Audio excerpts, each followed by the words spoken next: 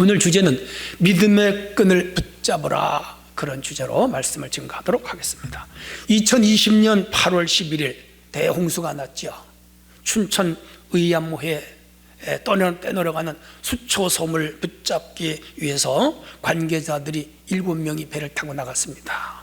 그런데 그만 배가 전복이 되면서 4명이 죽고 2명은 실종이 되고 1명이 살아 돌아왔어요. 그 사건은 국민들을 참 안타깝게 했지요. 그 살아 돌아온 분의 이름이 곽원복이라는 분입니다. 94일생이죠. 의암호에서 13km 떨어진 남이섬 아래에서 구명정에 의해 살아 돌아왔습니다. 같은 동료들과 함께 배를 탔다가 배가 전복될 때에 동료들이 그 댐에 수문으로 빨려 들어가는 거예요. 얼마나 무서웠겠어요. 그걸 보면서 나도 저기에 빨려 들어가면 저렇게 죽겠구나 아찔했어요. 그래서 최대한 몸을 움켜쥐었다 그래요. 두더지처럼 자기 몸을 이렇게 똘똘 말았어요. 그리고 수문으로 빨려 들어갔습니다. 이리 부딪히고 저리 부딪히고 한참 동안 캄캄하고 눈앞이 안 보였어요. 얼마나 시간이 흘렀을까? 탁 튀어나왔어요. 캄캄한 게 사라지고 하늘이 보이기 시작을 했습니다. 아, 이제 살았구나, 그런 생각이 들었다고 그래요. 그런데 그가 그 독실한 기독교인이에요. 그 수문으로 빨려 들어가면서 하나님을 찾은 거예요. 하나님 살려주세요, 하나님 살려주세요. 엉엉 울었다 그래요. 구명조끼를 입었었는데 떠올랐죠. 근데 마침 그 앞에 스티로폼이 또 내려오는 거라. 그걸 꽉 붙잡았다. 그렇게 해서 스티로폼을 붙잡고 13km를 떠내려간 거라. 한 업체, 레저 업체가 발견을 하고 이 사람을 건져줬어요. 근데 그 사람이 나와서 하는 말이 그래요. 여러 말이 있는데 그 중에 제 마음에 다 끌리는 게 하나님이 나를 살려주셨다, 하나님이 나를 붙잡아 주셨다, 확신한다. 그리고 그 이후에 그는 믿음이 더 좋아졌다 하는 간증을 제가 신문에서 읽었습니다. 이 사람은 그 홍수 의암호에서 떠내려갈 때 꽉 붙잡은 게 스티로폼이지만은 실제로는 하나님을 붙잡은 거예요. 그래서 그 무서운 홍수 속에서 살아난 거죠. 우리는 믿음이 있다고 하지만은 큰 환난 앞에 믿음이 흔들립니다. 코로나19는 큰 환난이고요. 제가 인생을 살아오면서 이런 큰 환난도 흔치 않았어요. 온 전 국민과 전 세계가 고생하고 있습니다. 3천만 명이 감염이 됐고 100만 명이 죽었고요. 지금 의료진만 7천 명이 죽었습니다. 무서운 재앙이죠. 한국의 많은 교인들이 지금 이 환난 앞에 흔들리고 있다고 그래요. 교회를 아예 안 나오는 사람이 있고 아예 교회를 떠난 사람도 있고, 믿음 생활을 오래 한 직분자들마저도 믿음이 막 지금 흔들린다고 그래요. 이런 상황에서 우리는 어떻게 이 믿음을 지켜야 되는가? 관건이 있죠. 대홍수에서 살아 돌아온 곽원복 씨처럼 하나님을 의지해야 이 환난을 이길 수가 있고 견딜 수가 있습니다. 본문은 바울이 믿음에 대한 변증이에요. 그러면서 믿음은 이런 것이다 라고 구약에 등장하는 아브라함, 믿음의 조상을 이제 가져왔어요. 그리고 그 아브라함은 일생을 살아가면서 어떻게 믿음의 끈을 붙잡았는가, 그가 믿음의 끈을 붙잡아서 어떻게 축복을 받았는가, 그런 내용들을 여기서 다루고 있습니다. 그래서 오늘 주제가 믿음의 끈을 붙잡으라 하는 주제로 우리가 말씀을 생각하면서 은혜 받는 시간이 되시기를 바랍니다. 자, 그럼 아브라함은 믿음의 끈을 붙잡고 산 사람인데 어떻게 붙잡았는가? 첫째가 바랄 수 없는 것을 바랐습니다. 18절이에요. 아브라함이 바랄 수 없는 중에 바라고 믿었으니 이는 내 후손이 이같으리라 하신 말씀대로 많은 민족의 조상이 되게 하려 하심이라 그랬습니다. 아는 대로 아브라함은 믿음의 조상입니다. 아주 믿음이 좋은 사람, 갈대아 우르에 살았습니다. 하나님이 어느 날 그를 불렀습니다. 모든 것을 포기하고 떠났습니다. 새로운 희망을 찾아 떠났습니다. 대단한 모험을 한 겁니다. 아브라함의 믿음은 감정이나 지식이나 자신의 의지에 근거를 두지 않았습니다. 4절에, 창세기 12장 4절에 보면 말씀을 쫓아갔고 말씀을 쫓아갔다 그랬습니다. 여기에 큰 의의가 있는 겁니다. 하나님이 그에게 말씀하신 것은 뭐냐? 복을 주겠대, 한 민족을 이루겠다, 한 국가를 이루겠다. 그리고 좀 더 깊이 들어가면 그를 통하여 후손 예수 그리스도가 오시고 예수 그리스도를 통하여 하나님 나라 예수 왕국이 이루어진다. 우리가 흔히 말하는 메시아 왕국을 이루게 된다. 그걸 믿은 거예요. 하늘의 별처럼 자손들이 많아지고 바닷가의 모래알처럼 숫자가 많아진다. 그리고 그 아들은 반드시 사라를 통해서 태어난다, 세워진다. 그렇게 말씀했는데 아브라함은 그 말씀을 조금도 의심하지 않고 믿음의 끈으로 붙잡은 거죠. 여러 번 실수가 있었습니다. 애굽 여자 하갈을 통하여 이스마엘을 낳기도 하고 아기가 태어나지 않자 자기의 늙은 청지기 엘리에셀이 후사가 되겠다고 말하기도 했어요. 그런데 이렇게 믿음이 흔들릴 때마다 하나님께서 또 약속을 주는 거예요. 또 말씀을 주시는 거예요. 그럴 때마다 그는 다시 말씀을 붙잡고 다시 약속을 붙잡으면서 바랄 수 없는 것까지 바라보고 나갔죠. 드디어 100살에 아들을 낳았습니다. 그가 이삭입니다. 이 일로 인하여 결국은 후손이 애굽에서 한 민족이 되고 한 민족이 가나안 땅에 들어와 국가가 되고 그 국가가 잘 이루어졌고 결국 그 후손 중에서 예수 그리스도가 오셨고 예수 그리스도를 통하여 하나님 나라가 이 땅에 임재했고 우리는 하나님 나라 백성으로 살게 되며 오늘 바울은 이 아브라함을 우리 믿음의 조상이다 그렇게 말씀하고 있습니다. 참 믿음은 바랄 수 없는 중에 바라는 겁니다. 100살의 아들을 낳는 것은 누구도 바랄 수 없는 일이죠. 의학적으로 자연적으로 불가능한 일입니다. 기능을 상실했습니다. 그런데 아브라함은 믿었어요. 사라가 90살에 자기가 100살에 아기가 낳은 겁니다. 믿음의 결과예요. 기독교의 믿음은 불가능해서 가능을 만들어내죠. 의학, 과학, 생물학, 무슨 군사, 정치, 경제, 법학 모든 분야에서 불가판정을 받아도 믿음의 법칙은 불가판정을 하지 않습니다. 어디서도 무엇에서도 어떤 상황에서도 가능하다 할 수 있거든. 무슨 말이냐, 믿는 자에게 능치 못함이 없다. 내게 능력 주시는 자 안에서 모든 것을 할 수 있다. 이게 우리에게 주시는 말씀의 약속입니다. 이게 신앙의 힘입니다. 신앙은 상식을 믿는 것이 아닙니다. 과학의 정답을 믿는 것이 아닙니다. 수학의 공식을 믿는 것이 아닙니다. 자연의 법칙을 믿는 것이 아닙니다. 이런 것들은 일반적인 거예요. 보편적인 그냥 지식이에요. 상식이에요. 그런데 오늘 이 신앙은 이런 일반적인 법칙과 상식과 세상의 학문을 뛰어넘는 거예요. 초월적인 거예요. 하나님이 하시는 거예요. 하나님이 하시면 원하는 것이 없다. 하나님이 하시면 내가 바랄 수 없는 것을 바라도 된다. 그걸 믿는 거예요. 사랑하는 성도 여러분, 코로나19로 큰 환난과 어려움이 우리를 힘들게 하지만 믿음의 끈을 절대로 놓치지 않는 성도들이 되어야 될 줄로 믿습니다. 끈이란 붙어서, 물건에 붙어서 잡아매거나 손으로 쓰는 물건을 우리가 끈 혹은 줄 이렇게 말하죠. 로프 같은 것이죠. 그런데 이 끈은 명사지만 붙잡으라 할 때는 이제 동사가 되죠. 이게 무슨 말인가 하면 우리는 이런 말 하잖아요. 긴장의 끈을 놓지 말라, 또 무슨 희망의 끈을 놓지 말라, 정진의 끈을 놓지 말라, 대화의 끈을 놓지 말라, 사랑의 끈을 놓지 말라, 그런 말을 하죠. 그런 의미예요. 믿음의 끈을 놓지 말라.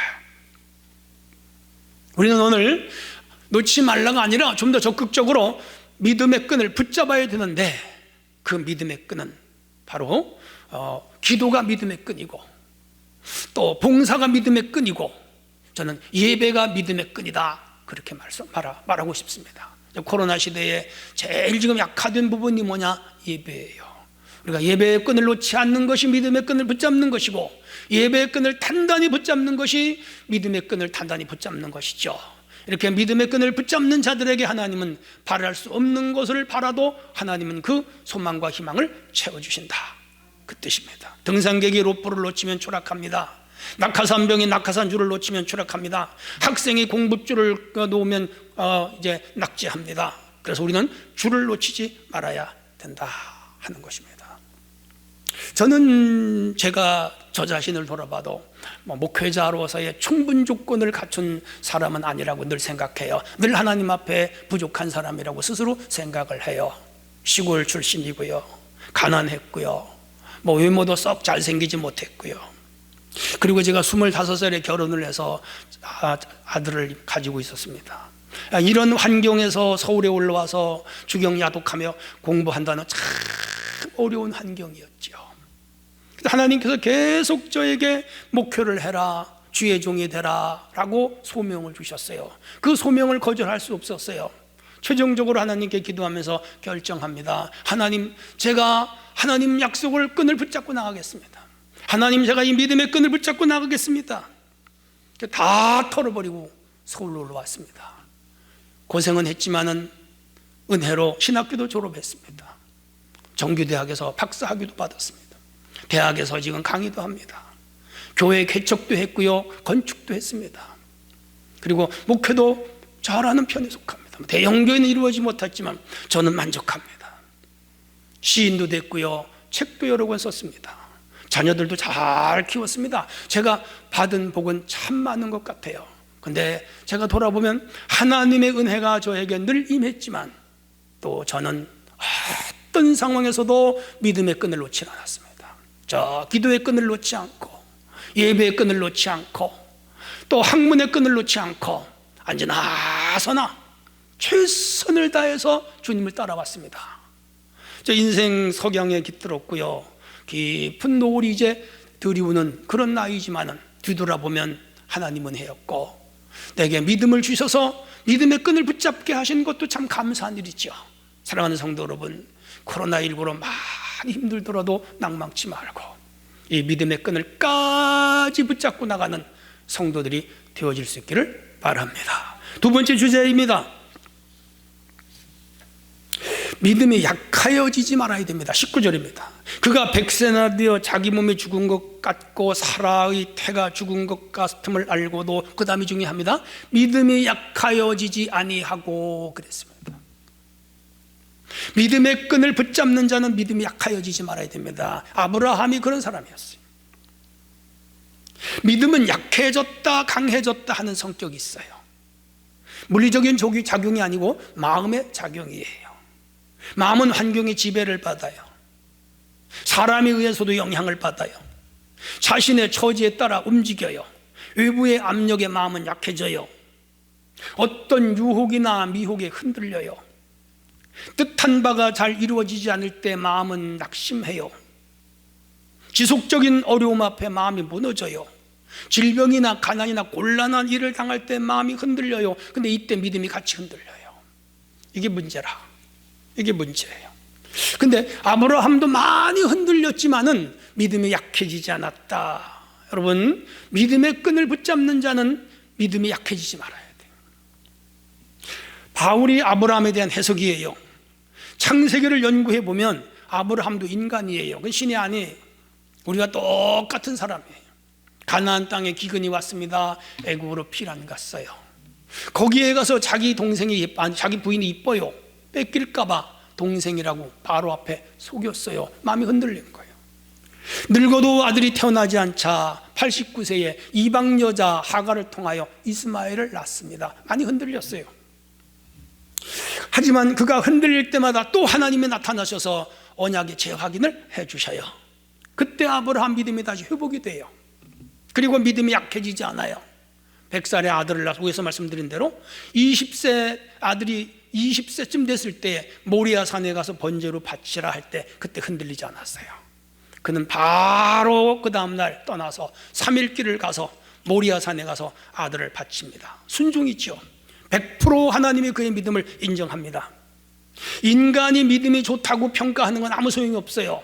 사람이 사람을 보고 그 사람 믿음 좋아, 누가 나보고 당신 참 믿음이 좋다, 그건 아무 소용이 없어요. 하나님이 인정하는 믿음만 믿음이에요. 아브라함은 사람이 인정한 믿음이 아니라 하나님이 인정하시는 믿음이었어요. 내가 나를 경외하는 줄 이제 알았다. 창세기 22장 12절. 내가 아무리 공부를 잘한다고 해도 국가고시나 수능고사에 실력이 드러나요. 아무리 내가 악기를 잘 다룬다고 해도 국가시험이나 국내 시합에서 인정받는 합격 받아야 그 실력이 인정되는 겁니다. 자기 주관적 믿음은 믿음이 아니에요. 타인이 믿음이 좋다고 하는 말에 속아 넘어가면 안 됩니다. 참 믿음은 하나님이 인정하실 때만 믿음이에요. 코로나19는 우리의 믿음을 지금 흔들고 있습니다. 가난은 믿음을 흔들고요, 질병은 믿음을 흔들고요, 가정에 일어난 풍파는 믿음을 흔듭니다. 평소에 믿음이 좋은 것 같았는데 이런 큰 재앙, 환난, 고난, 어려움이 닥치면 믿음이 막 흔들리는 사람들을 봐요. 욥은요, 큰 시험이 왔습니다. 자식을 잃고 재산을 잃고 몸에 병들고 가정이 파산되고 자녀 그리고 인간관계가 다 끝났어요. 사면초가예요. 그런데 거기서도 그는 믿음이 흔들리질 않아요. 내가 육체 밖에서 하나님을 보겠습니다. 주신 이도 여호와, 거두시는 이도 여호와, 여호와 하나님의 영광을 받으세요. 야, 하나님이 그의 믿음을 인정한 거죠. 그래서 그는 갑절의 축복을 받게 됩니다. 사랑하는 성도 여러분, 혹시 여러분 코로나 때문에 흔들립니까? 혹은 가정의 경제적인 문제로 믿음이 흔들립니까? 우한으로 인해서 믿음이 흔들립니까? 장기적이고 지루한 만성 질병으로 인해서 믿음이 흔들립니까? 마음에 일어나는 갖가지 복잡한 감정이나 의심으로 인해서 믿음이 흔들립니까? 믿음이 흔들리는 건 위기입니다. 믿음이 약해지는 것은 위기입니다. 붙잡아야 돼요. 성도 여러분, 믿음의 끈을 붙잡으셔야 됩니다. 오늘 이 말씀을 들으면서 아브라함은 흔들리지 않았다, 나도 흔들리지 않아야 되겠다. 아브라함 믿음이 약해지지 않았다, 나도 약해지지 말아야 되겠다. 그런 각오와 다짐을 하고 믿음의 끈, 기도의 끈, 예배의 끈을 단단히 붙잡으시고 오늘 찬송가 270장처럼 십자가 단단히 붙잡고 날마다 이기며 나가세 라고 했듯이 성도 여러분, 십자가 단단히 붙잡고 나가는 우리 모두가 되어 믿음이 약한 자들이 되지 아니하기를 주님의 이름으로 부탁합니다. 세 번째 주제입니다. 믿음이 견고해져야 됩니다. 20절, 믿음이 없어 하나님의 약속을 의심하지 않고 믿음으로 견고하여져서 하나님께 영광을 돌리며, 바울은 아브라함에 대하여 이렇게 변증하고 있습니다. 견고하다는 말은 굳고 단단하다, 그리고 사상이나 의지 따위가 동요됨이 없다, 그런 형용사죠.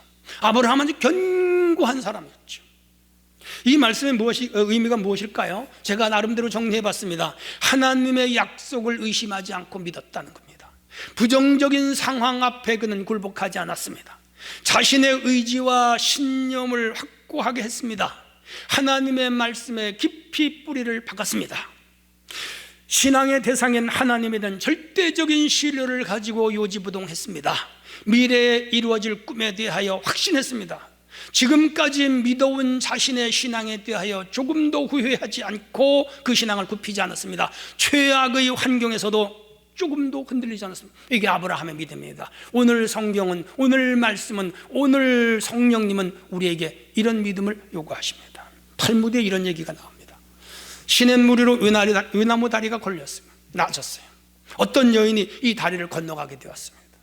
근데 다리가 건너가다 보니까 막 흔들흔들하고 금방 무너질 것 같아요. 내려다 보니까 푸른 강물이 흘러가는데 거기 빠지면 죽을 것 같아. 이 여인은 무서웠어요. 하나님 앞에 막 기도합니다. 다리 꼭대기에 서서, 하나님, 이 다리를 무사하게 지나가게 하시고 제가 죽지 않게 하시면 제 재산을 하나님께 드리겠습니다 하고 기도했어요. 조금 마음이 놓였어요. 그리고 한참을 건너갔는데 이젠 괜찮을 것 같아. 조금 전에 한 기도를 후회하는 거야. 그리고 하나님께 또 이렇게 기도하는, 하나님, 이 다리를 지나가게 되면 제가 하나님께 다 바친다 그랬죠. 그러면 저는 땡전 한 푼 없는 알거지가 됩니다. 하나님, 제가 이렇게 되는 걸 원치 않으시죠? 제가 재산의 절반을 바친다고 해도 하나님은 이해하실 거예요. 그것도 저에게는 엄청난 것입니다. 제 전부에서 절반으로 줄어들었어요. 이렇게 해서 다리를 거의 3분의 2쯤 지나서 거의 건너왔을 때 마음이 또 달라졌어요. 하나님, 재산의 절반을 바친다고 하는 것은 너무 심하지 않나요? 이 다리를 건너보니까 그렇게 썩 위험한 것도 아니었는데요. 제가 거두절미하고 5만 원만 하나님께 바치겠습니다. 그랬습니다. 그런데 마지막 거의 건너왔는데 또 다리가 막 흔들리는 거예요. 겁이 덜컥 났어요. 중심이 막 흔들렸어요. 다급해진 여인도 이렇게 기도했어요. 하나님, 맨 나중에 짓거린 거, 제 말은 농담이었습니다. 절반 바치겠다는 것이지. 그러니까 상황에 따라 사람의 마음은 이렇게 흔들리는 거라. 이 탈무드의 이야기는 오늘 인간들의 이야기예요. 모든 상황을 자기 중심적으로 보고 해석한다는 거죠. 이런 믿음은 참 믿음이 아닙니다. 갈대처럼 흔들리는 믿음은 믿음이 아니죠. 조변석계라는 말이 있어요. 아침에 다짐하고 저녁에 또 생각이 바뀌는 거라. 그래서 엘리자 휴이 선교사라고 있어요. 선교에서 열심히 복음을 전하다가 불량자들에게 맞아가지고 척추를 다쳤어요. 병원에 6개월 누워 있었어요. 그가 오랫동안 병상에서 고생하면서 불량자들에게 대해 원망이 생기고 하나님에 대하여 원망이 생겼어요. 내가 하나님만 위하여 타국에 와서 이렇게 선교를 했는데 왜 나를 이렇게 맞게 해서 척추를 다치게 하여 긴 세월 병상에서 살아야 됩니까? 하면서 막 믿음이 흔들렸어. 선교사인데. 그런데 그 병실에 흑인 여성이 청소를 하는 도우미인데 빗자라질을 하고 걸레질을 하고 병자들을 돌아보고 그러면서도 늘 찬송을 부르는 거예요. 그날도 그 여성이, 흑인 여성이 또 찬송을 부르는 거예요. 주 안에 있는 나에게 딴 근심이 있으랴 십자가 밑에 나가 내 짐을 풀었네. 그 찬송이 이 휘 선교사의 마음을 움직였어요. 그 찬송이 마음에 평안을 가져왔어요. 그 찬송이 자기 마음속에 있던 원망과 불평을 눈 녹듯이 녹아버렸어요. 마음에 평안함이 왔어요. 아, 그거구나. 저렇게 흑인으로 태어나서 청소를 하고 허드렛 일을 하면서도 그 마음속에 하나님이 계시니까 평안함을 찾고 찬송을 부르는구나. 나는 선교사인데, 신학을 공부한 자인데, 지식도 있는데, 선교비도 잘 오는데, 아, 내가 잘못 생각했구나. 그는 거기서 크게 회개하고 마음의 평안을 찾아요. 그리고 치유가 된 다음에 열심히 선교를 해서 세계 교회사의 훌륭한 선교사가 됐습니다. 성도님들 중에 오늘 믿음이 흔들린 분이 있습니까? 낙심하지 마십시오. 좌절하지 마시기 바랍니다. 우리 주님만 바라보시고 이 아브라함처럼 끝까지 믿음으로 살아가는 성도가 되시기를 바랍니다. 이사야 26장에 보면 심지가 견고한 자를 평강의 평강으로 더하신다 그랬습니다. 오늘 흔들림 없이 이 코로나 혹은 재앙, 환난, 위기, 역경, 여유경 앞에도 조금 더 동요됨이 없이 끝까지 믿음의 줄을 붙잡고 가는 성도들이 되어지시기를 바랍니다. 끝으로 하나만 더 말씀드리면 능히 이루실 것을 확신해야 됩니다. 21절 약속하신 그것을 또한 능히 이루실 줄 확신하였으니.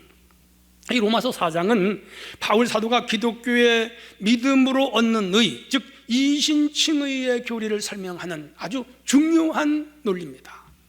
아브라함이 하나님을 믿음으로 의롭게 여김을 받았다. 창세기 15장 6절을 재언급합니다. 바울은 로마서 4장에 아브라함이 능히 이루실 것을 믿었다 쭉 설명을 하는 거예요. 17절에 보면 많은 민족의 조상이 될 것을 믿었다. 18절에 보면 후손이 하늘의 별처럼 많아질 것을 믿었다. 19절에 보면 자신과 아내가 생산 능력이 없어졌는데도 아들을 낳을 것을 믿었다. 24절에 보면 이삭의 재물 사건을 통하여 그리스도의 부활을 믿게 되었다. 그리고 21절에 보면 하나님이 자신에게 말씀한 모든 것들이 이루어질 것을 확신했다. 아주 강력하게 변증합니다.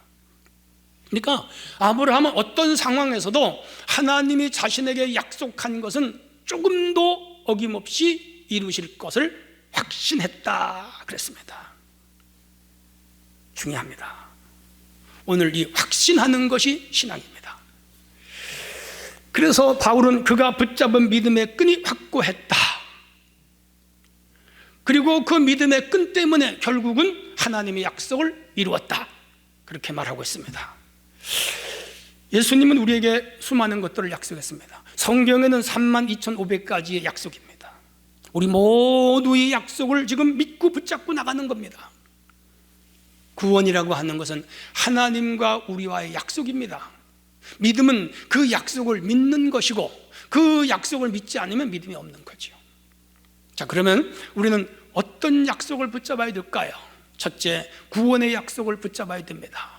예수를 믿는 자는 그와 온 가족이 구원을 받는다. 이 약속을 굳게 붙잡는 성도가 되시기를 바랍니다. 축복의 약속을 붙잡는 거예요. 내 말에 순종하면 나가도 복을 받고 들어가도 복을 받고 떡반죽 그릇이 복을 받는다. 신명기에 약속했죠. 이스라엘 백성에게 약속한 것이고 우리에게 약속한 것이죠. 이 약속을 굳게 붙잡으시기를 바랍니다. 평강을 주시겠다는 약속입니다.